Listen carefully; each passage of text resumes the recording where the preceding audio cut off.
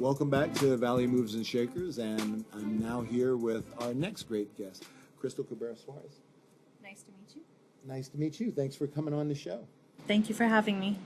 Well, you are an attorney, but you're an attorney who works with the court system here in Fresno. Mm-hmm. And in addition, you're very much involved in the community with Raza Lawyers and other things. So I'm happy you're coming on, and you're going to tell us a little bit about what you've been doing. Okay. Well, I'm a research attorney for Fresno Superior Court. That's what I do from 9 to 5 generally. And in my free time, I spend a lot of it working on stuff for Raza Lawyers Association. We're generally trying to grow our organization, and our mission, if I had to boil it down, I'd say is to provide opportunities for people of color, to open doors for people of color, and to provide assistance to students who are, most of them are working towards a law degree. Not all of them, but most of them are working towards a law degree. So we're just trying to support the minority community in general, I would say. Not just the Latino community, but the community for people of color in general here in the Valley. That's right, and that's important because I think it's less than 5% of the attorneys in Fresno County are persons of color. Is that right? I don't know the exact statistic, but I believe it based on my own experience, and that is the primary reason. That is what drove me to be part of La Raza Lawyers, and there are a lot of other great benefits to being a part of an organization like La Raza. But what drives me still actually is seeing that recognizing the lack of diversity in our profession. And and I'm very eager to discuss that. But before we get to that, I want you to maybe share with our viewers your personal journey on how you grew up and decided you wanted to become an attorney and pursued that goal and fulfilled it. Well, my grandparents and my parents worked in the fields. They were farm workers. And so my parents didn't work in the fields after they had me, they didn't work in the fields anymore. But they grew up working in the fields, and they worked in the fields as young adults. And we grew up pretty poor. And where I grew up, it was outside of Reedley, in between Reedley and Orange Cove. There weren't very many opportunities for people of color, and it was a struggle. So I think that those experiences are really what pushed me into the profession. That's really what made me want to become an attorney, is seeking justice for people of color, I would say. Now, a lot of the background that you grew up in, which incidentally is not unlike mine. Mm-hmm. I grew up back east, but in a demographic where not a lot of people became attorneys. Mm-hmm. Not because they aren't capable, but just because the opportunities, the mentorship, the examples weren't there. How did you overcome those odds and become an attorney? I think that's something that a lot of people would be very inspired to hear. My mother had always worked so hard, and so she just really pushed me and supported me, and she would always tell me that if I didn't get an education, that I would end up working in the fields. And I knew that I didn't want that life. It was a very difficult life. It was a struggle, and I saw so many things that I felt were unfair, and I thought if I made it to become an attorney, that I'd be able to do something about them. Even if it was just giving more opportunities to students of color in those little communities where they tend to be forgotten. But I would say that parental support, my parents just really pushed me, and then seeing the injustices is what drove me to keep going and what still drives me. So you've mentioned your involvement in La Raza Lawyers. Mm-hmm. Explain to our viewers, what is La Raza Lawyers is obviously an attorney organization that's been around for many years, mm-hmm. for not only Latinos but persons of color in general. What's the mission of the organization? It's actually open to everyone, but we do focus on empowering people of color in general.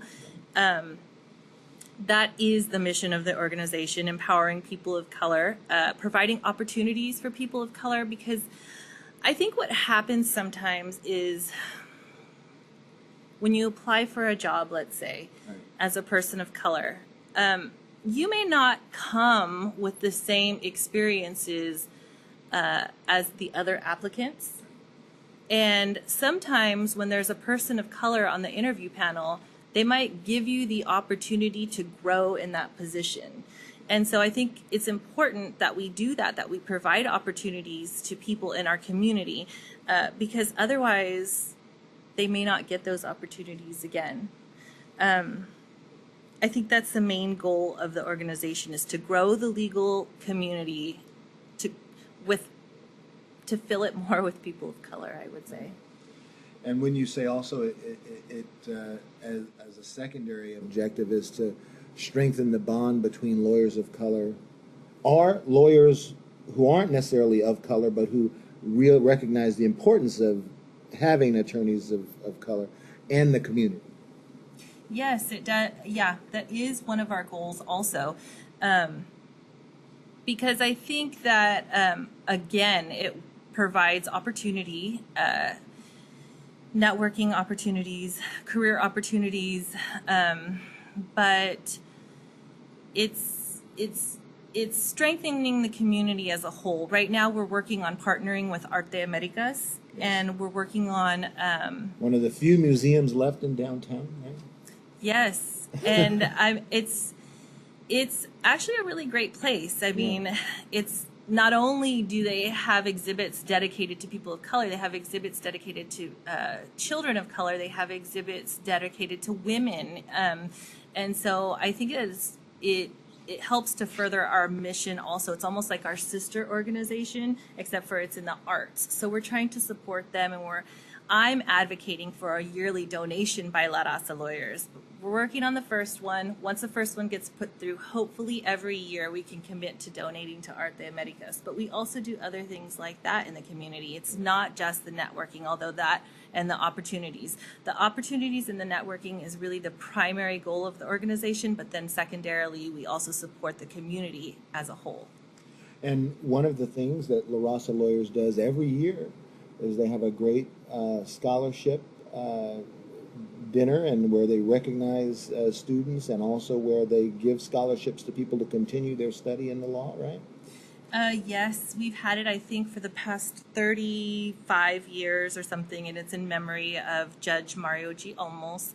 Every year we've been able to give more and more scholarships. This year we gave out $10,000 in scholarships, and we did that because all the local attorneys got together, and it's not just the Latino communities. It's a lot of attorneys of color. It's a lot of attorneys who are not of color, too. A lot of people really believe in the cause, and they donate. And we raised, actually, for the banquet, we raised $30,000 this year. That covered all the expenses, all the scholarships, plus a little bit to put back into our bank account. So I think it's a cause that people really believe in. We do need more participation at our general meetings, but as far as getting people to give, to be generous, to get the donations, that has never been a problem. So tell me, and this is almost a rhetorical question, okay? But tell me why you think it's so important, because to continue to work hard and not to view giving back to the community as something that's optional and if you have time, but a priority that you have to make time for. And the reason why I ask you that is I know you're busy. Every attorney is busy. You have a demanding job, and then in addition to that, you've got family and everything else. But you still make it a priority to go beyond your narrow personal existence and do things outside of that. Why is that? Well, I feel like, first of all, if it wasn't for people who came before me, breaking down the barriers, that I wouldn't be where I'm at today. And so I feel like it's my moral obligation to go back and to help somebody that's in the position that I may have been in years past. Right. Secondly, I think that if you don't work towards progress and diversity, that you're going to fall back to what things used to be like when there were no people of color at all in our profession and it was impossible to get a job anywhere. And third, I think that it's important. We bring a valuable, important perspective. It's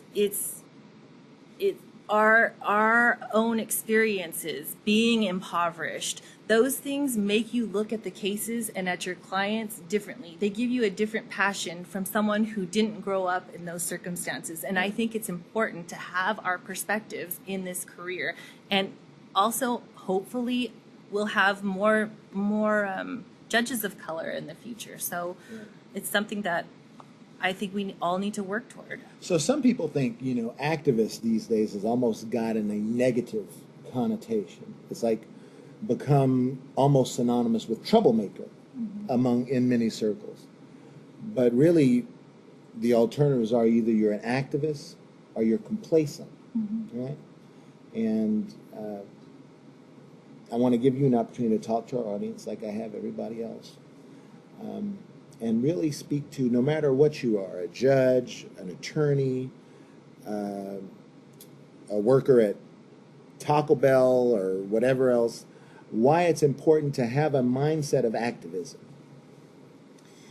I think that you can be an activist in different ways, in little ways. It's important for everyone to be an activist in little ways, in the little ways that you can, even if you can't go out there and go to the protests. And a lot of people have jobs that prohibit them from doing things like that. And I think that sometimes in your job, though, you might be able to make a small decision to go a certain way that your passion is going to lead you in that direction. It's important to do that because if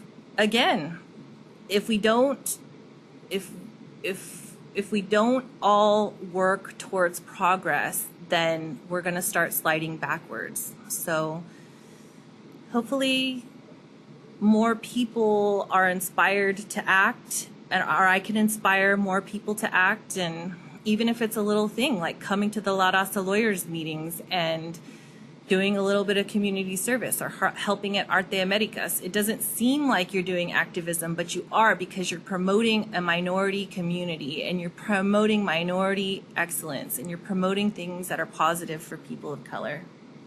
That's fantastic. So, Crystal, tell me where you, and you're still obviously have a long career ahead of you, what are some of the things that you're looking forward to accomplishing in the future, not only as an attorney, but also within the auspices of La Raza Lawyers? One thing that I'd like to do is to try and grow our organization.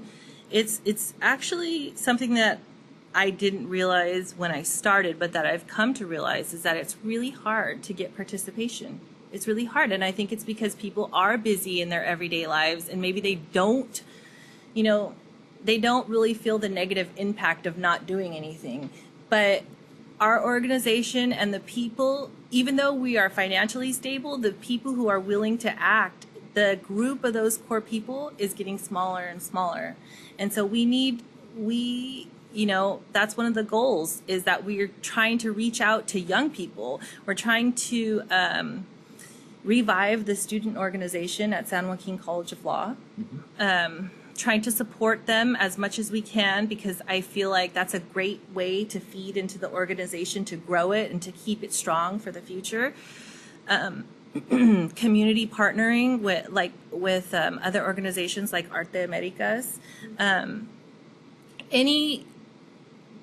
Anything that is really remotely related to empowering people of color, we are welcoming of that, and we are supportive of that, and we are open to having people come and speak at our meetings, because we want to get more involvement. We believe that the mission of the underlying mission of the organization is important, and even if we can't do that in the legal community specifically all the time, we would like to do as much as we can in this community.